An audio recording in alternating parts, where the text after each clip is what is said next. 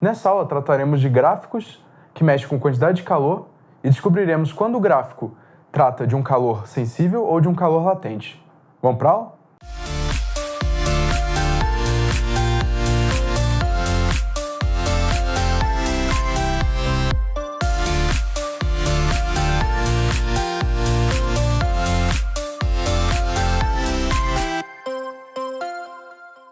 Na aula passada, estudamos o conceito de equilíbrio térmico, um conceito muito intimamente relacionado ao sistema isolado e que define a condição de um sistema isolado de, eventualmente, atingir uma igualdade de temperaturas. Muito bem, na aula de hoje, estudaremos em mais detalhes a interação de um objeto com outro mediante troca de calor, usando um gráfico da temperatura de um objeto, variando conforme o calor que ele recebe. Podemos perceber aqui no gráfico que a reta ora é inclinada, ora é reta, ora é inclinada, ora é paralela ao eixo do calor e depois inclinada de novo. O que isso quer nos dizer?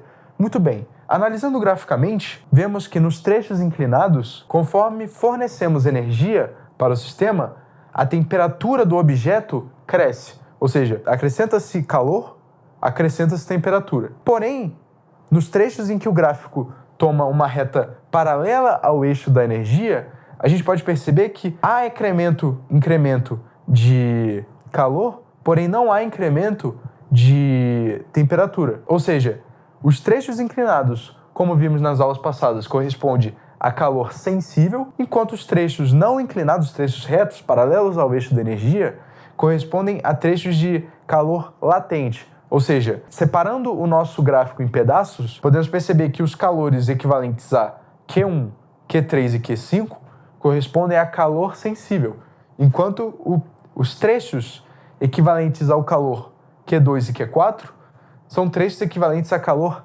latente. Muito bem, mas repare só, o que seria, nessa linha de gráfico, o calor em joules? Ou seja, o que significa em termos físicos isso? Por exemplo, nesse instante tem um certo calor e nesse instante um outro calor. Isso faz sentido físico, já que definimos anteriormente que calor é energia em movimento? Muito bem, nesses gráficos devemos interpretar esse eixo do calor como a diferença. Por exemplo, nesse trecho, se queremos saber a energia trocada nesse trecho do nosso gráfico, a gente pega o valor da energia nesse ponto e subtrai desse ponto. Ou seja, por exemplo, o Q2 equivale a QB menos QA, ou seja, a energia Q2 associada a esse trecho equivale à energia QB desse ponto da reta menos a energia QA desse ponto da reta aqui. Sabendo a energia, que mais podemos tirar de informação de um gráfico como esse? Perceba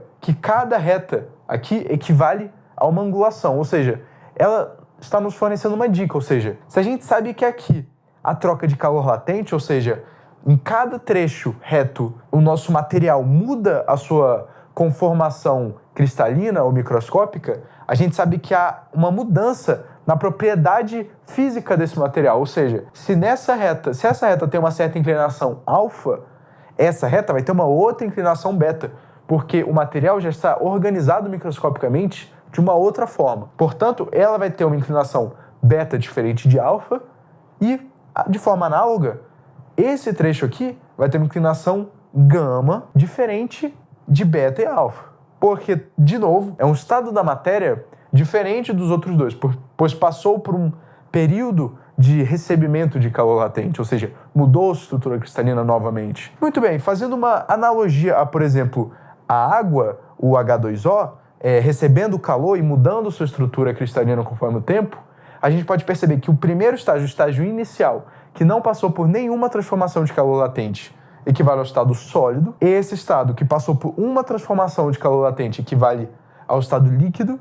E o final, estado que passou pelas duas transformações de calor latente, ou seja, atingiu o estado final da sua temperatura, equivale ao estado gasoso da matéria.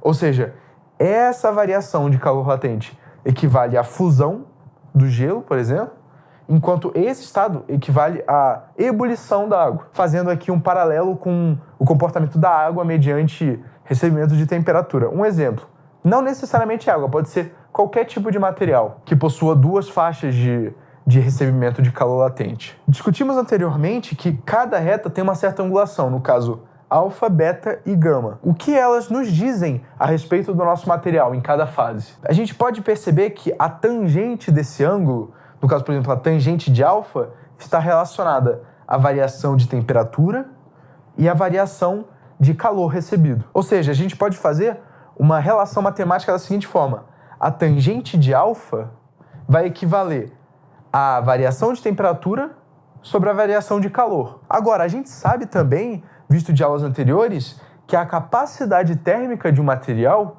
é justamente a razão entre o calor e a temperatura. Ou seja, a nossa tangente do ângulo equivale justamente ao inverso da nossa capacidade térmica.